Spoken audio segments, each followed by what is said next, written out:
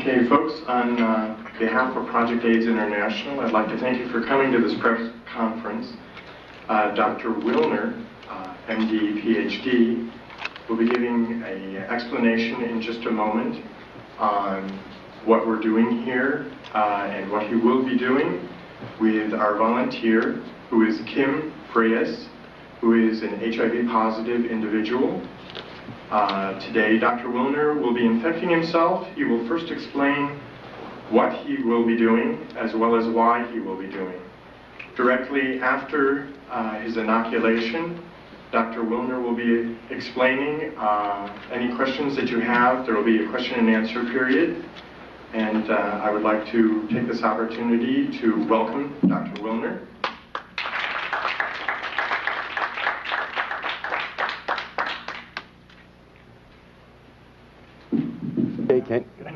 I don't know if you can hear me without the mic. Yes. You can hear it. Okay. And because I've done this needle sticking several times already, I'm familiar with some of the things that are put into the press afterwards. And so I want to make a few things very clear before I even start. I have a certificate in sex education, and I taught for a couple of years at the University of Miami Medical School during Sex Education Week to the medical students. I want to make it perfectly clear that I support responsible sex. I call it responsible sex because it goes much further than the concept of safe sex. And I'm not so sure that I know what safe sex is.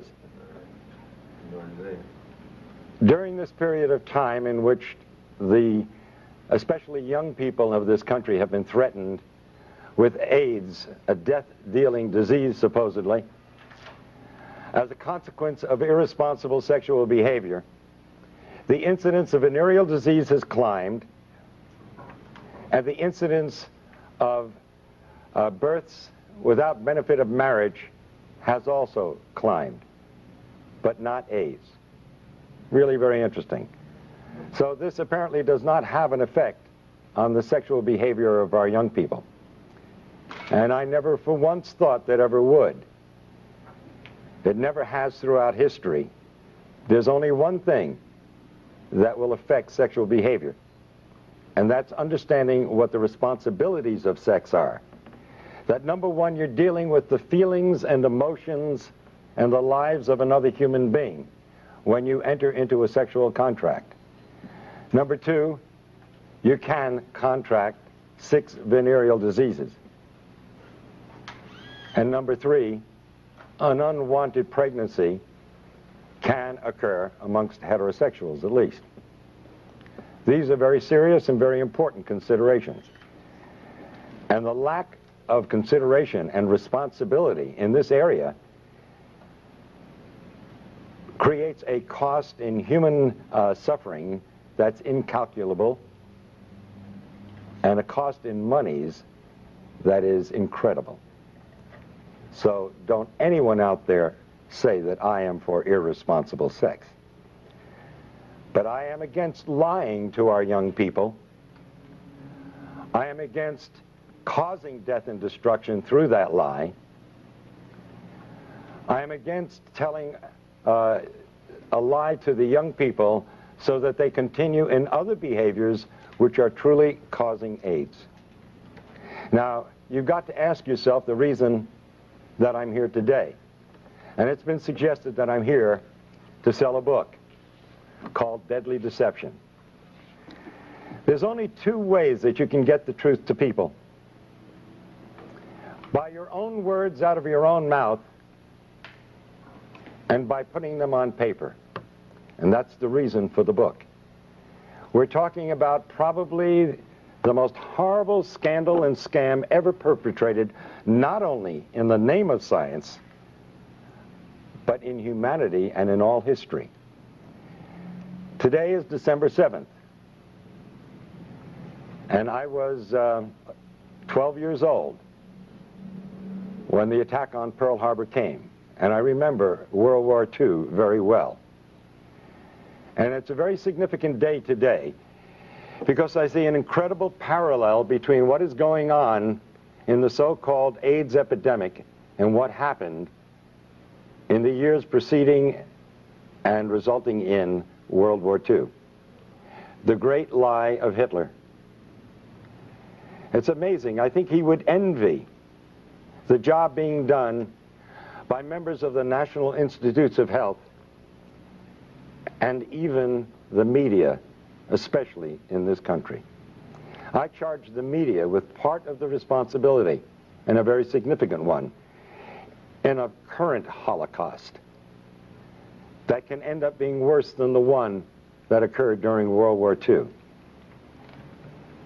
When it was first announced that Dr. Robert Gallo had found the virus that probably caused AIDS, and that announcement was made with Margaret Heckler in 1984 to the press and to the media without one single scientific document appearing in any journal in the United States. And as we know now, without any proof whatsoever that the virus caused any disease.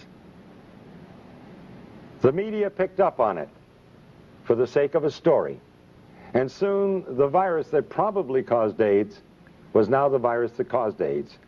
It was proven in the press and nowhere else. Now it's interesting, a lot of questions are asked of me whenever I appear before the cameras and do what some people have called a stunt, to sell books. I'm from the planet Earth. I honestly believe that these individuals are from the planet Uranus. How anyone could suggest that I would stick myself with a virus that is supposedly deadly for the purpose of selling a book, that's complete insanity. And I will put the lie to the individuals of the NIH, particularly Gallo and Fauci and Hazeltine and Essex and the rest of these scoundrels of the worst order. Criminals guilty of genocide, without a doubt. I invite them to take me to court. I wish Burroughs Wellcome would take me to court because they have been putting out a killer drug knowingly. Because in a court of law, I would have the opportunity to provide the absolute proof and evidence, as I have in my book, Deadly Deception. Now, I'm not alone in what I'm doing here today. How does the press escape such obvious truths? Why would the finest virologist in the world, the most noted virologist, member of our National Academy of Sciences, Peter Duesberg, why would he put his entire career on the line? What did he have to gain? He's already lost his laboratory and his funding. They can't take away his professorship because he's tenured. Why would a Charles A. Thomas, professor emeritus of Harvard, say the same thing? Why would Kary Mullis, who won the Nobel Prize in virology last year, why would he stick his neck out? What did he have to gain? These are the questions reporters should be asking. And in order to sell a book, I would inoculate myself with a virus that supposedly is deadly. Ever think that maybe we all know something that you just don't get? That if you take the virus out of the equation, you have a perfectly understandable disease with a perfectly understandable answer. And I might remind you, in case you are not aware of it, and if you haven't read my book, that we have known what causes acquired immune deficiency diseases for at least 70 years. It's in the medical textbooks. It's there for you to read. Number one cause on the face of this earth is malnutrition and starvation. That's African. Look to the headlines of the October 3rd issue of the London Times, Sunday Times last year. And the inside headlines that screamed across 2 pages, the plague that never was. Speak to Philip and Evelyn Kreinen, who head Partage with an organization of 250 people their own hospital, their own doctors, their own laboratories, who have lived in the heart of the epidemic, supposedly, or the supposed epidemic, for 5 years. There is no epidemic. It doesn't exist. They are there. They're not some character who goes through from the World Health Organization and says, oh, I've seen the people dying. Of course you have. We all saw them on television in Somalia. What do you think you were looking at? That was AIDS, due to starvation, due to malnutrition. It's no big secret what's causing AIDS. We've known it for 70 years. Number 2 is drugs. And don't just think of street drugs, because the number 1 cause of AIDS today is actually 2 medical drugs. AZT, a drug that was discovered in the 60s as a chemotherapeutic drug for cancer and was shelved because it was too toxic to treat cancer. A drug worse than cancer is being used to treat people who are immunosuppressed. Now let's go back to the other causes of AIDS. So it's not only street drugs but medical drugs, but now 3 is radiation. What do they worry about at Chernobyl and Nagasaki and Hiroshima? But number 4 is chemotherapy. Number 4. The number 4 cause of death of acquired immune deficiency diseases. Chemotherapy. And the most toxic chemotherapeutic drug of all times, AZT, is what they're now using to treat AIDS. And the Concord study, completed last year. Now, can you imagine saying to the world, where was the press? Where are you people? Here they're giving a drug that costs thousands of dollars a year, and it doesn't do any good? That's if you want to believe that. But did anybody here bother to look at the insert, the paper that comes with the drug? It's a DNA terminator. It means it is a terminator, just like the movie. It terminates life. You terminate DNA, you terminate life. And they talk about side effects in the insert. When are you going to learn there is no such thing as a side effect in medicine? It's an unwanted direct effect. And you know what one of the unwanted direct effects of AZT is? Lymphoma, cancer, one of the diseases of AIDS, as they call it. Oh, another so-called side effect, which is really an unwanted direct effect, pancytopenia. You need a definition? Pancytopenia. Pan, all, cyto, cells, penia, loss of all your cells. That's AIDS. That is the definition of AIDS. So AZT, by definition, by their own drug insert, causes AIDS, and nobody survives AZT.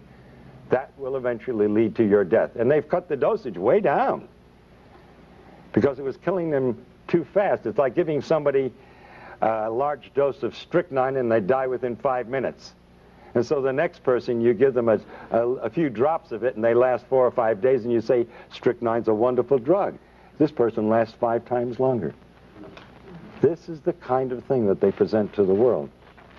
Now, I have offered for over a year now, and I continue to offer it, $100,000 to anyone who will give me one scientific document that proves that HIV causes any serious disease. It doesn't. It is a scandal and a scam beyond belief. The virologists who are responsible for this, what do they have to gain? Now, I don't know what Duesberg had to gain, or Charles A. Thomas, or Kary Mullis. He already got his Nobel Prize. Why does he come out and say it? And he's the one that found the test, the PCR reaction. And he said that there is no body of evidence that supports that the virus causes any disease whatsoever. But what about the individuals who have perpetrated this lie? They are all multi-millionaires. What do we have to say about the National Institutes of Health when a private laboratory, independent laboratory, found AZT to be 1,000 times more toxic than the laboratory of the NIH? We can understand a 5% error in a laboratory, even a 10% error. But a 10,000% error? Or 100,000% error? That's fraud. And as I understand it, the word has gone out, and there's even documents and letters to prove it, that the CDC, the same organization that let blacks go untreated with syphilis, well documented, just to see what would happen with the disease. This same organization who had to admit that they can't give in on the AIDS thing now because nobody would ever be able to trust the government. I think the last election tells us what the people think about government. But science is acting no differently than politicians do. And now we have disease by politics. Isn't it strange that the same day or the day after Robert Gallo filed for a test for HIV after it was announced? This sounds like premeditation. You mean he just happened to have this test available? And so the same day or the following day, he files for a patent? He had a test. He was simply looking for some kind of a disease he wanted to apply it to. And that test. 30,000 Russians who tested positive for HIV were then tested with another test that's supposedly far more accurate to confirm the positivity. And 66 out of 30,000 proved to be positive. That means that the test HIV is 99.997% inaccurate. You want to take a test that's 0.003% right? And you're going to rely on that? But that's what they're doing to people out there. They're taking a test that is not only invalid, it's totally misleading. In fact, when you get results like that, then I would say you're going to be more correct that if you're read as being negative, consider yourself positive. And if you're positive, consider yourself negative. And by the way, at the request of many individuals, I did go for a test a couple of weeks ago in New York City at the biggest clinic there that does more testing than anybody else. And the doctor who ran it was bragging about the fact that he did more. When I told him about the book I wrote, he said, "Shh, don't say anything. My patients might hear." Okay. I tested negative. And of course, Fauci said that you need, or when he was answering what I did in Cleveland a week ago, he said, well, he's going to have to stick himself 300 times to transmit the virus. Where are you people in the press? 300 times to transmit a virus? You cannot have an epidemic under those circumstances. If you can't transmit it by blood, you certainly can't transmit it sexually. Unless you're into real sadistic acts during sex. I don't know how much blood you want to draw. It's literally unbelievable what they're getting away with. How does the press let this go? Oh, an epidemic. United States government says 12,000 people died each year from 1985 to 1992. Now, a child in public school will tell you an epidemic starts out in 1 year. You got everybody's involved. That's where they would put it. 12,000 a year for 7 years in a row? That's not epidemic. By definition, it's endemic. And you would expect in 7 years, considering it spread sexually, that you'd have probably 15 to 20 million. We're a pretty active country when it comes to sex. We like to put it down, but we sure belie it in the behavior that we do. Oh, an epidemic, really. In Russia, 105 deaths from AIDS since 1987. In Philippines, 80 deaths since 1984. Epidemics? There is no epidemic. But who has to gain from this? Dr. Duesberg? What is he gaining from this? That alone should alert the press to who's telling the truth. And if you hear an argument amongst politicians and one calls the other names and doesn't answer the specific charges scientifically, who's the liar? Fauci and Gallo, instead of answering the scientific conflicts and contradictions that Dr. Duesberg has so brilliantly pointed out, instead of answering them, they call him a homophobe. Can you imagine?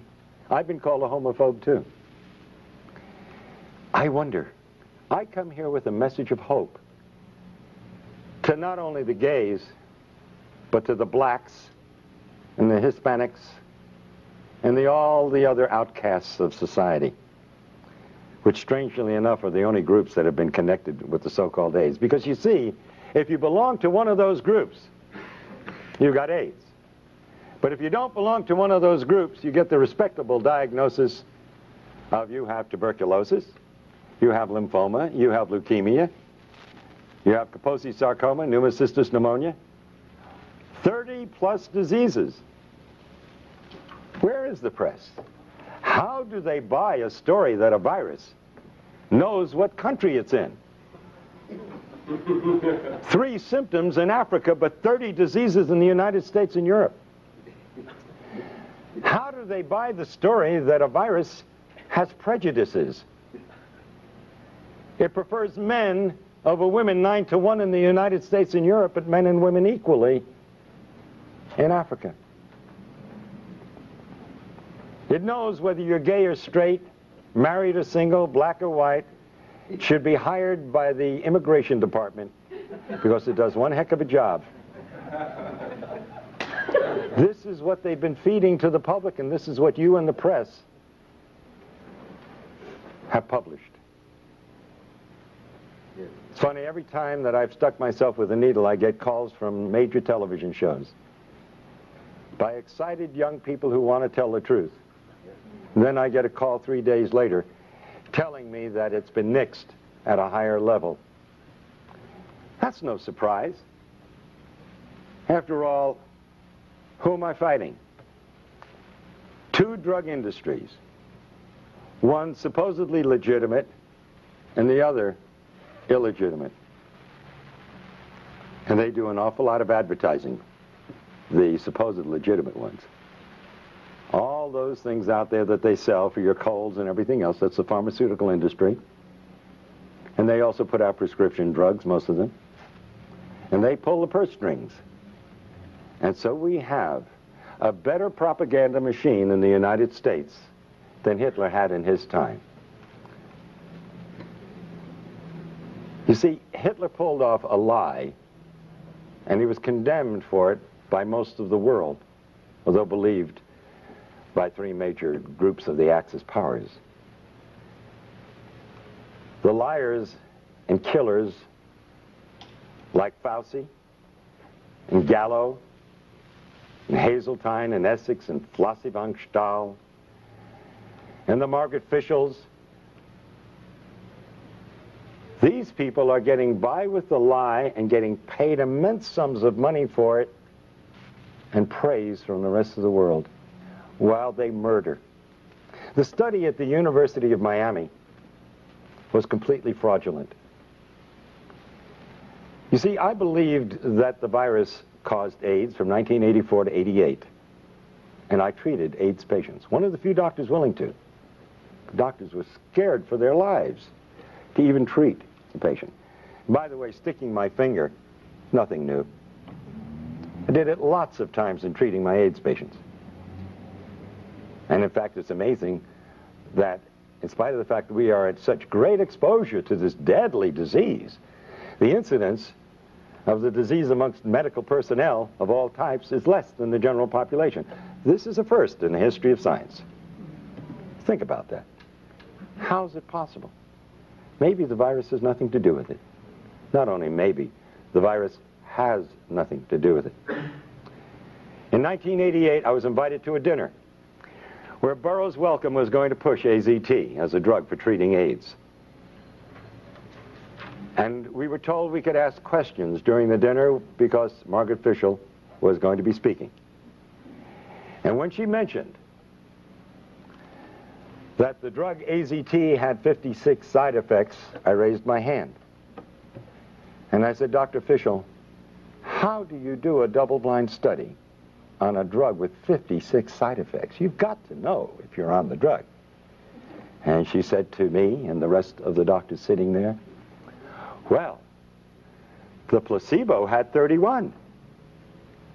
And I raised my hand again. How could a placebo have 31 side effects? How could an inert substance have 31 side effects? I didn't know what was wrong then, but I knew there was something wrong. I knew there was something dreadfully wrong, and I didn't know how dreadfully wrong and how deadly wrong it was. But the answer came years later. The FDA, as you probably know, released AZT after 4 months of a proposed 6-month study. They cut it short because one group in this double-blind study where nobody knew who was on what, one group was doing better than another group. And so out of compassion, they terminated the study. I don't blame them for that. And sure enough, the AZT group was doing so much better than the placebo group. And so they released the drug. But then 18 months later, their own investigator from the FDA brought back his report. And guess what it showed? The participants in the study knew the first week who was on the drug and who wasn't. You didn't have a double-blind study. It wasn't the Cadillac of studies. Not only that, some of those on AZT admitted to sharing their drug with members of the placebo group. That explains the 31 side effects in a placebo group. Some of them were taking AZT, side effects. But, and by the way, that makes it a complete washout as a scientific study. Right then and there, the drug should have been discontinued, called back. But then came the kicker in this report. The individuals on the AZT in the 4 months of the study received 6 times more blood transfusions than the placebo group. What happens when you get a blood transfusion? You look better, you feel better, and you live a little bit longer. But the most important question and lesson from all of this, you must ask the question, why did those on AZT need 6 times more transfusions in a 4-month period than the individuals on the placebo? Because you're dealing with a killer drug, and you need those blood transfusions to survive, and coincidentally they made you look a little bit better and healthier than the other group. And then after I go through all this, invariably somebody's going to ask the question, so what really causes AIDS? And I had to say it 10 times or 20 times in my book, and I'm going to say it again now. We have known for 70 years why the other individuals in the study died. The number one cause is malnutrition and starvation. Well, to an extent that was true of some of these individuals, but only true because of the second reason. The number 2 cause is drugs. You recall, you fellows and gals in the press, a couple of weeks ago you reported in your newspapers that we were killing off our senior citizens with too many drugs. And how do you cure them? You get them off the drugs. And how were these people dying of so-called AIDS? From the number 2 cause, drugs. Both medical and street drugs. But one in particular that stood out and has been linked by 24 scientific papers with Kaposi sarcoma, and that's poppers or amyl nitrite. It's very rare that you see a case of Kaposi sarcoma in Africa because they don't use poppers. And this is the first disease, human disease, we can't give to a simian monkey. And I'm talking about legitimate diseases, because you see, the virologists have been coming up with more diseases than you can imagine. And haven't you bothered to notice most of them never pan out? They disappear from the headlines and they're never heard of again because they weren't diseases really in the first place. Like SMON, a disease in Japan. For 15 years they pursued viruses. And what did it turn out to be? Enteroviroform, a drug for diarrhea that they were using over there. Amazing, isn't it? And they spent 15 years and lots of millions of dollars, but guess what our virologists have done? Wow, they hold a candle to no one. For 20 years in Nixon's war on cancer, they spent over $20 billion looking for a virus that caused cancer. And they came up empty-handed. They not only couldn't find a retrovirus, which was the ideal choice because it doesn't kill cells, and it's multiplied by the cells, which is what cancer cells do, but they never found any disease that it caused. But guess what they chose for the scam of AIDS? A retrovirus. Already $20 billion in 20 years, we found nothing that it does. And we also found out absolutely it doesn't kill cells, because if it did, it would commit suicide. It needs the cell in order to replicate, to be alive. So the epidemic would be over before it began. It's impossible. But this is the virus. They've just spent another $20 billion in only 10 years' time. And they're asking for more. And now they want to give us a vaccine. See? Oh, will they make money with that? They not only have a test for HIV, which, by the way, is not for the virus. It's for immunity. Like I say, it's the first disease in the history of medicine. When you're immune to it, you're going to die from it. But now, they want to give us a vaccine. The test HIV tests for antibodies, not for the virus. Well, antibodies is what you get when you use a vaccine. You want to produce antibodies to fight the disease. I'm at a loss to understand. If we already have the antibodies, why do we want to create the antibodies? Kind of redundant, isn't it? Oh, by the way, if you take these very same antibodies and you put them in Gallo's culture in his laboratory, you just ruined his multi-million-dollar culture that he's making a fortune out of. Because you see, these antibodies destroy the culture. Does the press bother reading? Do they understand the English language? And yet you want to condemn me and say that I'm out for publicity? Well, what is it that Peter Duesberg is out for? He held the reputation, and still amongst honest scientists, as being the foremost virologist in the world. What is Kary Mullis out for? He just won the Nobel Prize.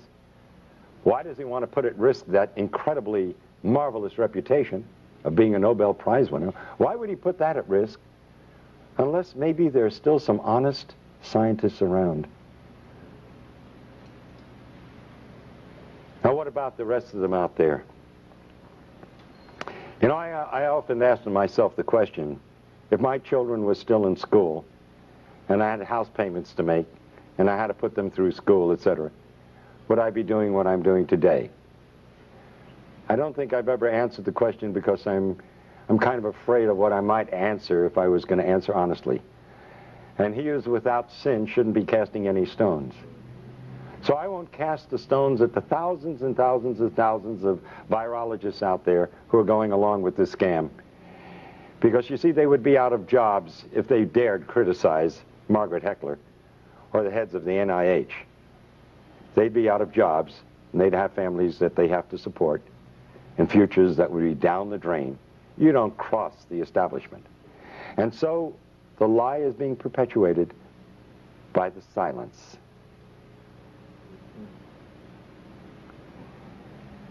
And even Gallo would say to the press in answer to the question, what does he have to say about Duisberg's challenges?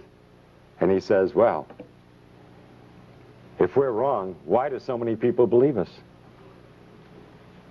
I mean, I could just see Hitler and his stormtroopers saying to the press, if we're wrong, why does everybody do what we tell them to do?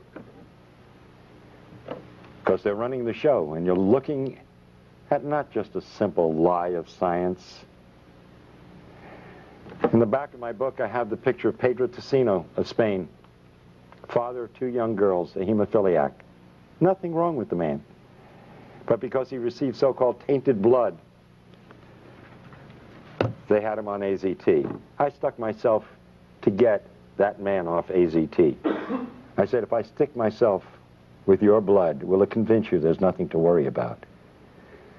And Pedro Tocino, now over a year later, is very healthy, having a wonderful life, enjoying his 2 young daughters. But all of his friends are dying or are dead. This is real. And I don't blame those scientists out there keeping their mouths shut because their jobs depend on it. And I understand that exists in the press too. But you've got organizations. And in a way, so do the virologists have organizations. And if enough of the honest ones would stand up and take that chance, if you all stand together, you make a statement. And you can do that in your press associations, even though the people who own the newspapers and the television shows are afraid of losing their sponsors. You can at least keep your dignity. That's the choice you have to make. And that's the choice that I have had to make. I figured that if I didn't do what I knew was right, I'd end up cutting my throat shaving in the morning, because I wouldn't be able to live with myself. And that's the honest, simple truth. I am sticking my finger to bring attention to the current Holocaust, and it's a dreadful one. When you terminate the DNA of a human being, they waste away and die in an inhuman fashion. We all have the right to die with dignity. But if we told them the truth, a lot of them wouldn't die at all. They'd simply get off the poppers and off the drugs. And there's no dishonor in being gay and admitting that you've been on drugs. The decent human beings in this world will give you the support and help you, like we help drug addicts of all followings, so to speak. Those that would turn against you have turned against you anyway, because of what you feel and what you are. And there are even some religious groups who have turned against the gays and said it was God's vengeance. How can you believe in a loving God and believe that that God would cause such a terrible disease amongst humans? No, this is a man-caused disease, but we all make mistakes in life, and that shouldn't stop the compassion and the love and the understanding of decent human beings. And so I do the act of sticking my finger and create another blood brother in my life, as the ancient Indians have done, and I will get another one today, because I'm not afraid of getting AIDS. I know as a scientist that there is nothing to fear. I know what causes AIDS. I am not going to lie to others nor myself about it. I don't like sticking myself with a needle because it hurts. And if you've ever seen my expression on pictures, you know that to be true. So, Kim Freitas. Kim, are you here? Yeah. We're going to become blood brothers. Yeah. And please, to the press and to everyone else, I don't intend to stick myself 300 times, because it wouldn't prove anything anyway. Oh, and might I say that a Dr. Gottlieb, who achieved fame for being the doctor that noted the first 4 or 5 cases of AIDS, who said to me on a radio broadcast the other night, he would believe me if I took a liter of blood. That's a transfusion of blood. And I said, you know, you must be mad. What is that going to prove? If you need a liter of blood to get AIDS, then nobody's going to get AIDS. That's right. In any case, well, I got to do myself first, and then I have to do you. Here, but let me do your finger, okay? I mean, I got to do you first, right? All right. Excuse me. Then I'm going to do me. Excuse me, I have that backwards. All right. Wait a minute. Got to find. This is a heck of a time to lose my needle. There we go. Okay. Ladies and gentlemen, this is a typical butterfly needle set. If somebody has a scissor, it'll help. No, I got it. Okay. It's sterile. And usually we use it to take blood by sticking this in, and then we can inject things also. So, let's do that. We got this. Yeah. Okay. Now I'm going to... let me put my glasses on, okay? Good. I think you'd rather I do that. I got to tell you a cute little story. Shortly after my son was born many years ago, he's now 40, he got some kind of an infection or whatnot, and I spoke to the pediatrician at the hospital. I was an intern at the time, and he said, go home and give him a shot of penicillin. So I took the syringe and everything home, and my wife held Bruce over her shoulder, and I grabbed his little bottom cheek, and I go like this, and I stuck it right into my thumb, so. Careful. You can tell I don't like doing this, never have. Okay. We want to get a lot of blood. There we go. Okay? There we go. Now, I'm wiping this needle thoroughly in this blood. And I say to my friends Fauci and Gottlieb and Galpin and Gallo and all the rest of those criminals, all right, that this is for the sake of humanity and no other reason. Oh, whoa, whoa. Right. And believe me, it hurts. You can move it more.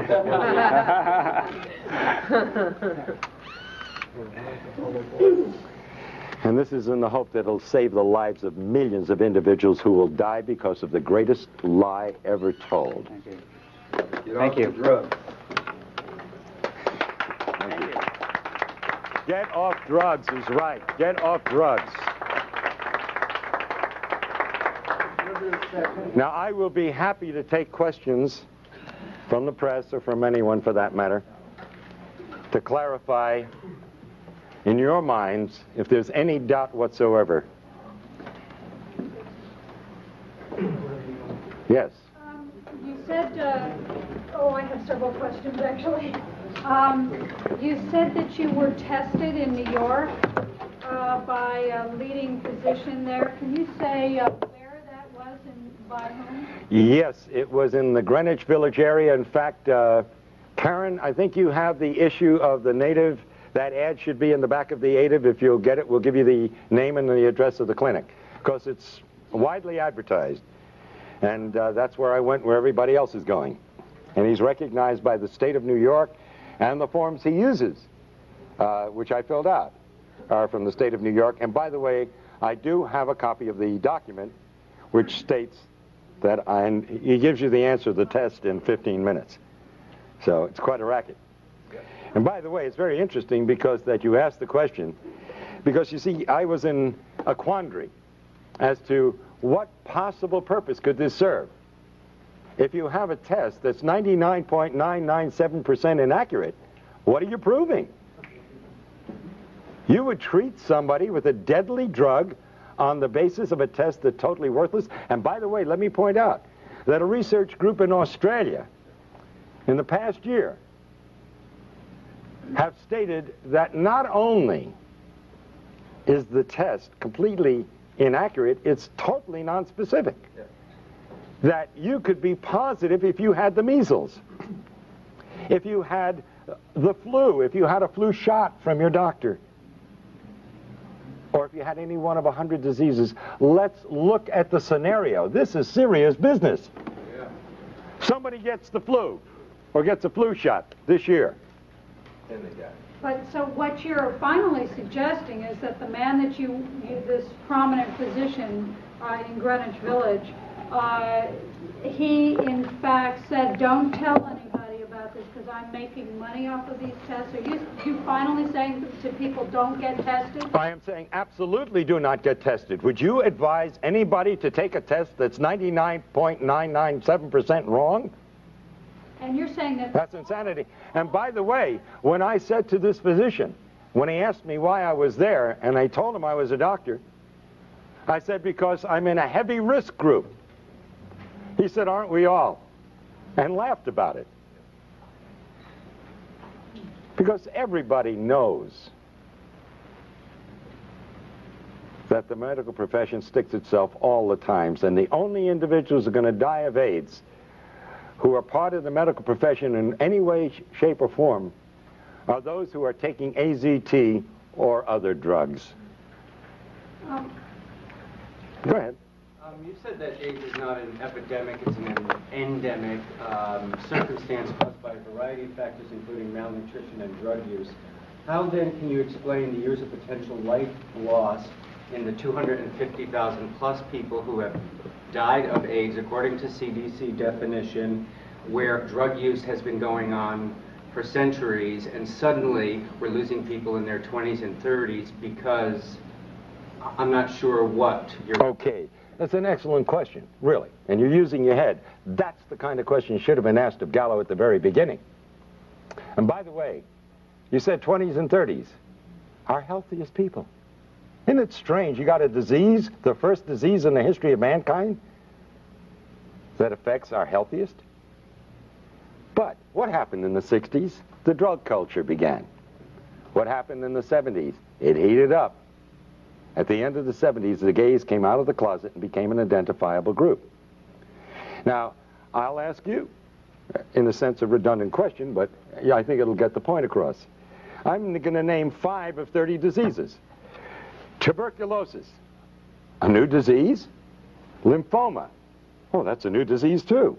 Leukemia, oh yes, that's a very new disease too.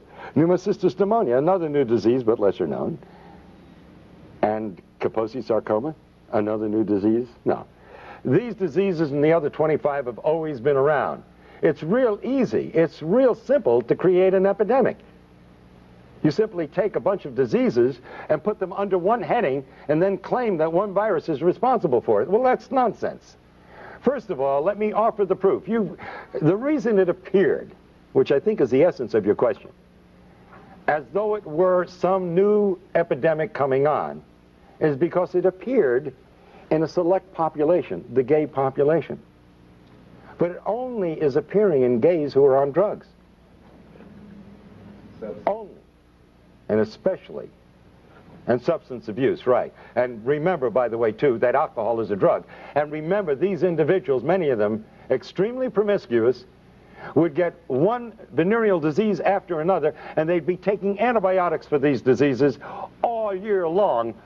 And it's a matter of medical fact that antibiotics are immune suppressive. Now, let me offer one very important bit of investigative reporting for you.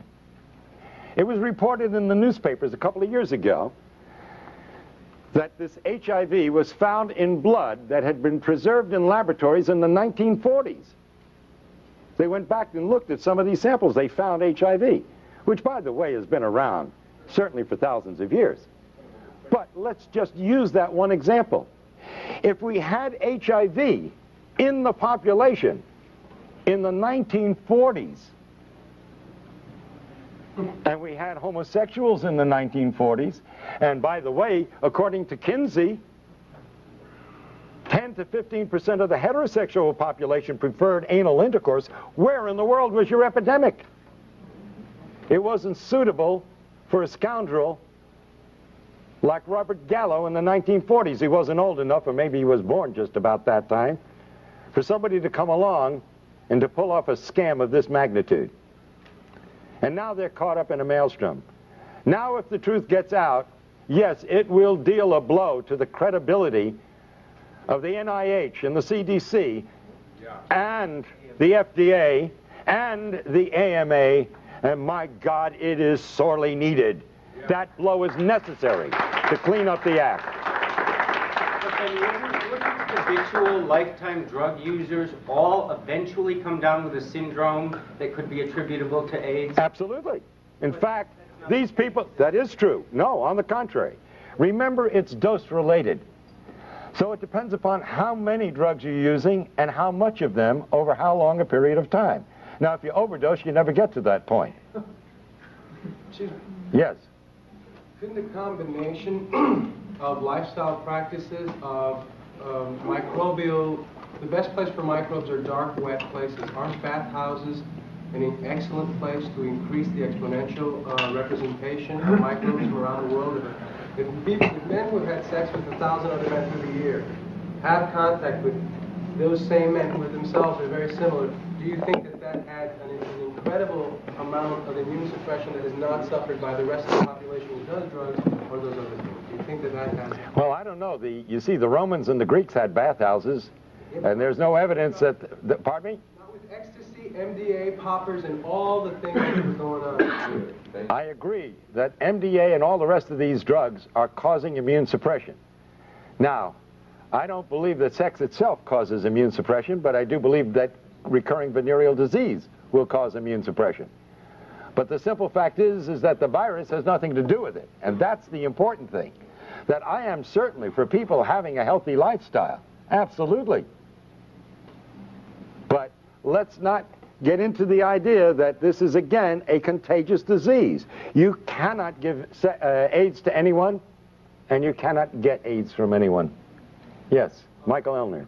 Would you consider the intense chronic psychological terrorism surrounding HIV and AIDS to be a major cause of what's called immune deficiency?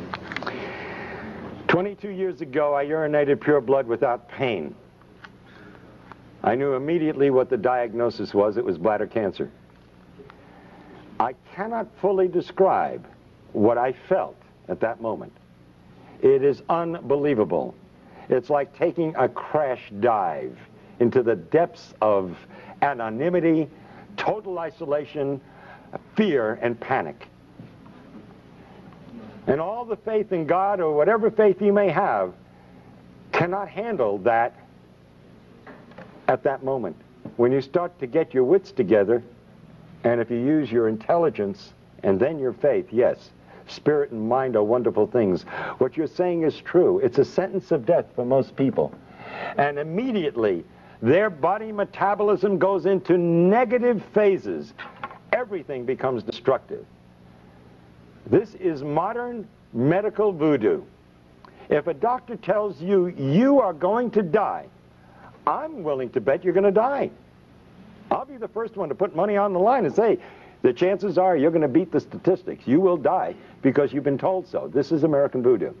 I'll get back to you, but let me take someone else. Yes, Dr. Wilner, I really appreciate what you're doing. I've been out here trying to inform people about this disinformation for a number of years now.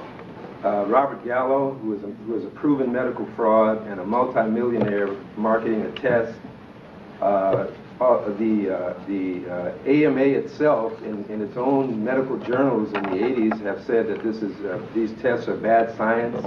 The microbiologists have said in their own medical texts that this is bad science. These tests do not work. The hematologists have said that this is false. These tests. They say that they have used ozone to inactivate HIV, which HIV, if it's a virus, it's a template or a pattern. So what can it do? I mean, these are just basic medical facts. How is it that this has gotten by the entire population? And the media is pushing this lie. Arthur Ashe, for example, was on 30 pills a day the 3 months before he succumbed, including AZT. How is that not iatrogenics? And how is it that the medical profession can murder 1 million people a year, according to their own study, the Yale-New Haven study that came out this year? They admit to killing 1 million people a year. Why aren't they on trial? That's my question. By the way, I thank you for your comments, and I'd love to have a copy of that study and some of the information you talked about. I really would, because I've been going around saying it's the number 3 cause of death is iatrogenic disease. And when I lecture before groups, I don't tell them what iatrogenic disease is. And I say to them, you know, here we're worried about this so-called AIDS epidemic, and I don't believe that anybody should die. I think we should all live forever. But 12,000 a year, that's not an epidemic. 60,000 die from automobile accidents. 120,000, I've been saying, and I hope you're going to help me change, 120,000 die each year, they admit to, from iatrogenic disease, 500,000 from cancer, and 800,000 from heart disease. And I'm glad you're telling me it's 1 million, because I've been saying, they say it's number 3. I really believe in my heart it's number 1. Deepak Chopra said Sure. it's the number 1 cause of... I agree with him. Absolutely. Now, if we took the figure of 120,000 being killed by doctors, not malpractice, but as a normal course of everyday medicine, then doctors are 10 times more dangerous than HIV. Now you're telling me it's 100 times. 100 times. Yeah, I want those figures really desperately. 1964, Please. They admitted 350,000 in 1960. Well, I will be indebted, because that's powerful stuff, and I really, you know, it's funny, you never know where the figures are going to go. But with medicine, anything's possible. Yes, pardon me? Just the USA? Just the USA. Ralph Nader did an article, by the way, in Penthouse that talks about those issues. Yes, ma'am. To add a comment to that, yesterday, C. Everett Koop announced that 300,000 Americans die annually from diseases and illnesses related to being overweight. So I don't know how that multiplies out, but it would certainly be a lot more dangerous to be overweight than to be HIV infected. You know, that's a very good point. Yes. There you go. Thank you. That's a very good point. You know, I pick up some marvelous ideas from some very bright people, and I can't tell you how much I appreciate it. I'm going to be using those. Do I have your permission? Okay. Could you give some insight on how this mechanism works with pediatric AIDS? Oh, okay. That is another good question. First of all, I challenge anybody, except there are always exceptions, and the exceptions are, of course, as we know, genetics.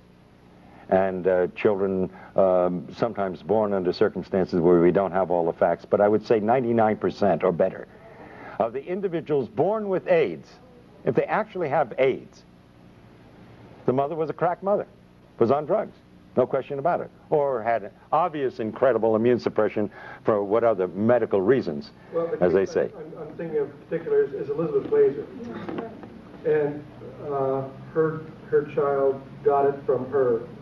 She had a blood transfusion before the birth of the first child. It was with tainted blood at Cedars-Sinai. She then passed it on to her child. She passed on HIV. The story, yeah. Okay, let's call things HIV, not AIDS. Right. Now what happened? The child, after about 3 years, got very sick. They didn't know what the problem was. The doctor said nobody knows what it is. They finally did an HIV test on the child, found out that she had it, and then she died. Ariel died. But there's a gap there. They found out she's HIV positive, and then she died. How much time, and what was done in that period of time? I can't answer that question. I mean, listen, I was in the practice of general medicine for a lot of years. I had one of the largest practices in the state of Florida. And I can tell you, I treated a lot of kids over a period of time that got very ill in their first 3 years of life. You mean they had AIDS? The test that they had. Now, they did a test. I will guarantee you, I don't know what she died of, and I can't answer, but I will tell you, these kids who are diagnosed as HIV, if they're given AZT, they will die of AIDS. Absolutely. Most of them will not die, just like most of the kids I treated did not die.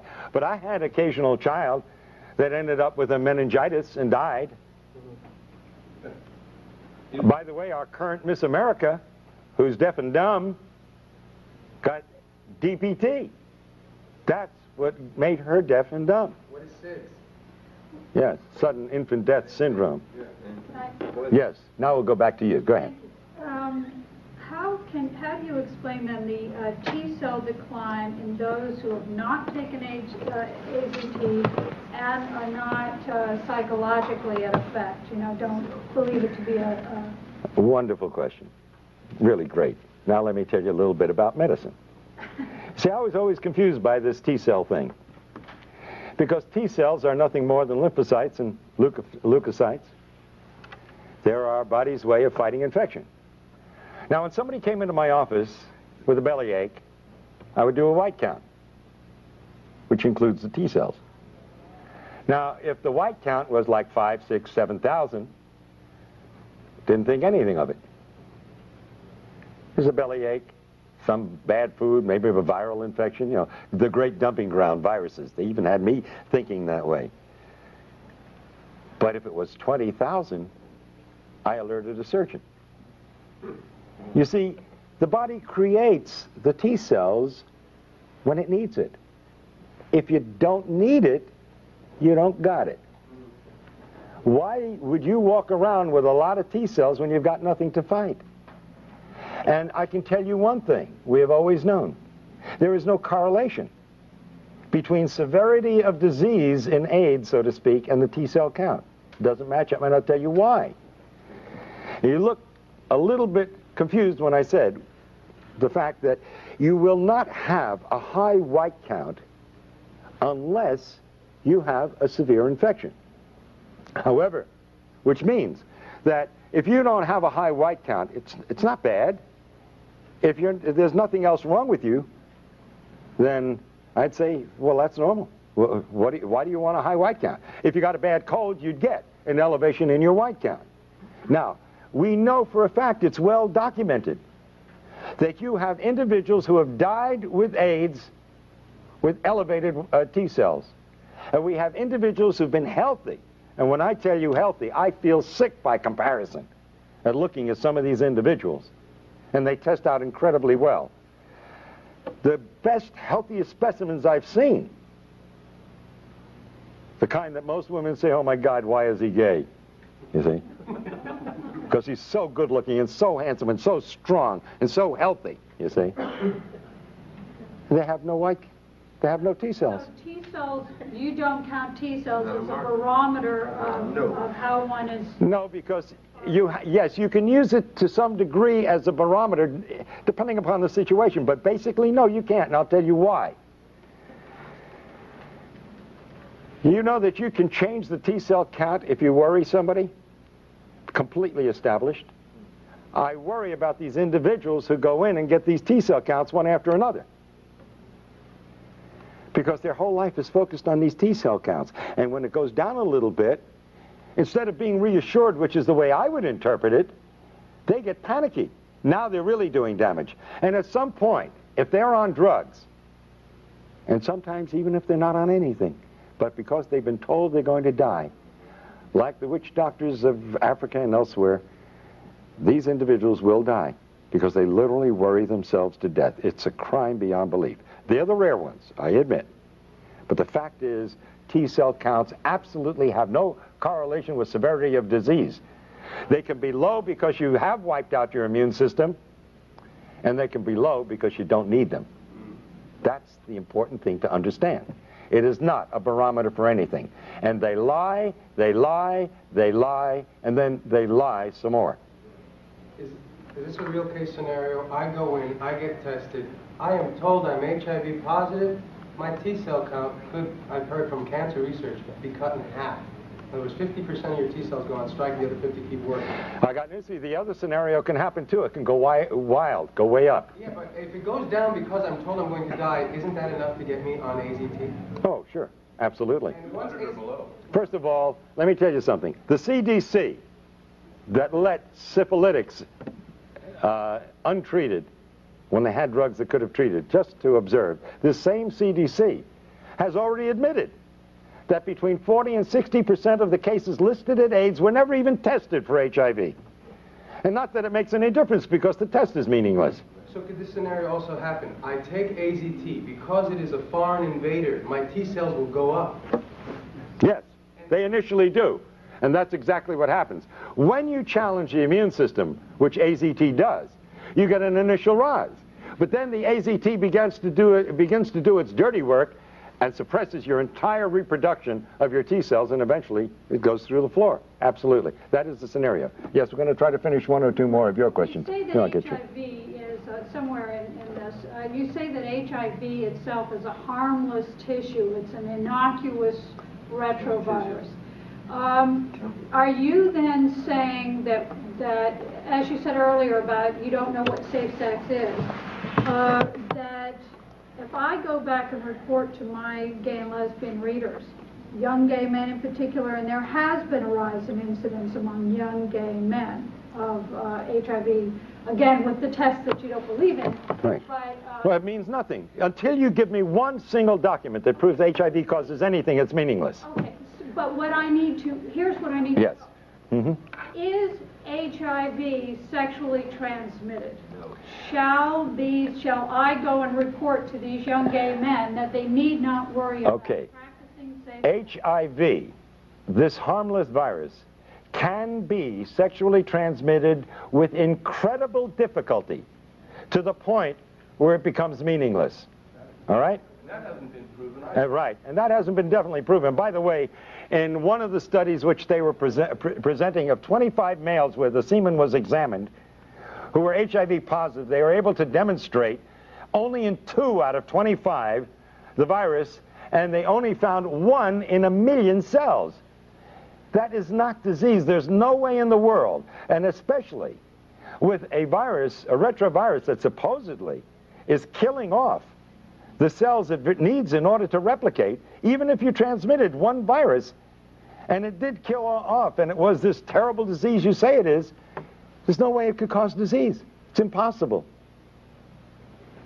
The lie is so compounded and so idiotic and so unbelievable that you literally have to fight your way out of the maze of these lies. They are all unadulterated lies, and the men responsible for them, and women, belong in jail. Yes, and then we'll get... Arthur Ashe, Magic Johnson, and Ms. Glazer, the late Ms. Glazer, were all unable to infect their partners, even though they had years of unsafe behaviors. Rock Hudson's lover. So there's considerable evidence that this is not the case. You know, they say you have to inject yourself 300 times your IV drug use and you're given 3 needles to protect them. No one says that the drugs might cause AIDS. And in our experience in New York, but certainly the largest population of AIDS cases, there is a clear-cut thing that anyone looking at it will find. The people using drugs develop the diseases called AIDS, and the people who aren't recover their health. It's that simple. Yes, and by the way, for that population that you're writing for, let me simply point out, again using the government's figures, they say it takes an average of 1,000 acts of intercourse over 10 years in the United States and 10,000 acts of intercourse over 10 years in Africa to transmit the AIDS virus.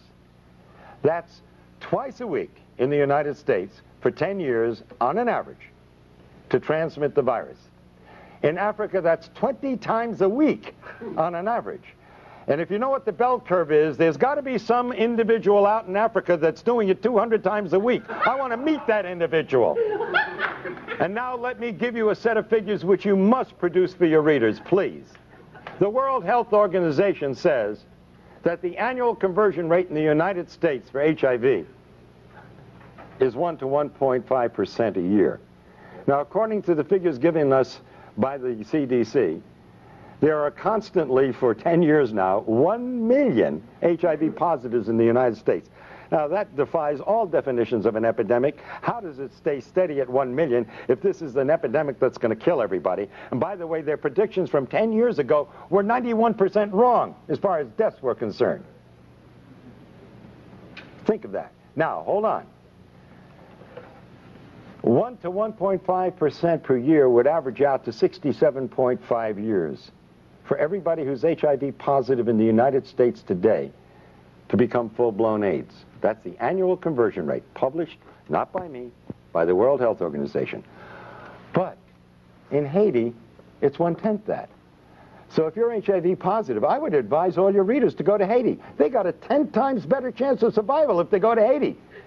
Because there it will take 1,000 years for everybody, this is World Health Organization figures, for everybody who's HIV positive today to become full-blown AIDS.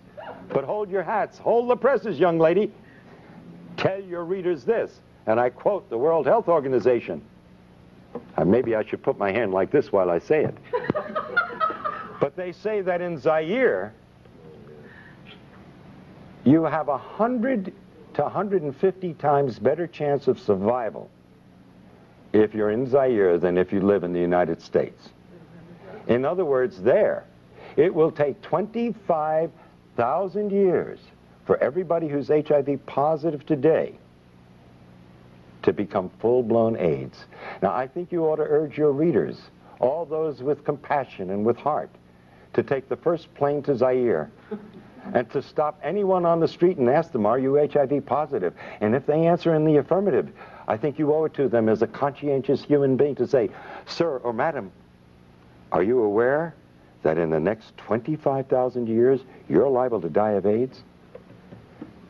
Those are government figures, they're not mine. The ridiculousness of it demands that you print those figures, that they give them to your readers. Isn't it interesting that Africa and Haiti have similar situations in North America and Europe? Although Africa is closer to Europe, you would think that infectious spread would spread closer to the center of the origin. The answer is very simple. Malnutrition and starvation can lead to death, and at a very variable rate depending upon the malnutrition. But AIDS due to drugs is a much shorter period of time. And iodocanol, it's a drug from Ciba-Geigy, or no, LaRouche, I think. They've been injecting people in Zaire and Angola and in Haiti with this iodocanol since the 1970s. And this is a hepatic drug. This kills the liver. And the liver is your biggest filter of your blood in the body. And if you destroy the liver, it has more than 500 functions in the body, then you're dead. By the way, let me throw out, I think, an overall principle to take a look at very seriously from the point of view of disease and death. And this applies to AIDS as it would apply to any disease problem in humanity, and with this I'm going to end. The bubonic plague killed half the population of Europe. The question you must ask and must answer, if you're going to be a rational thinking human being, is why didn't it kill the other half? In the United States, in 1919, 18 million people died of the flu. My question is, why didn't the other 92 million die? The answer to that, and every reporter owes it to their readers, is very simple. The bugs do not cause the disease unless there's a suitable terrain. And so the answer to all disease is not to take a shotgun and blow a human being apart, but to simply prevent the disease to begin with by living at peace and in harmony, not only with your fellow human beings, but with every organism on this planet. And thank you.